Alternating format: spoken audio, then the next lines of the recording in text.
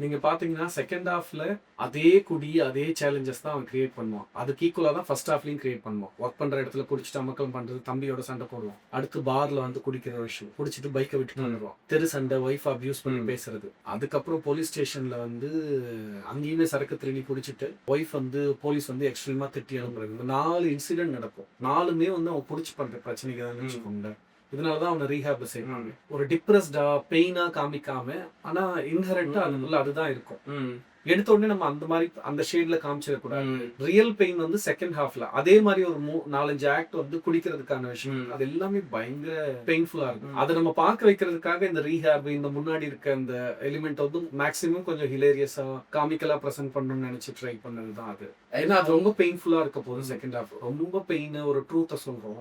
அதே மாதிரியே ஹோல் ஃபில்மா இருந்ததுன்னா, நானே நிறைய அடிக்ஷன் ரிலேட்டடா நிறைய ஃபிலிம்ஸ் நான் பார்த்துருக்கேன். தமிழ்ல வந்த படம், வெளியில அதர் லாங்குவேஜ் ஃபிலிம்ஸ் ரொம்ப பெயின்ஃபுல்லா இருக்கும். யோசிக்கும் போதே ஐயோ இந்த படமா, இதுக்கப்புறம் இது கிட்ட போகக்கூடாது நம்ம அப்படிங்கிற மாதிரி இருக்கும்ல.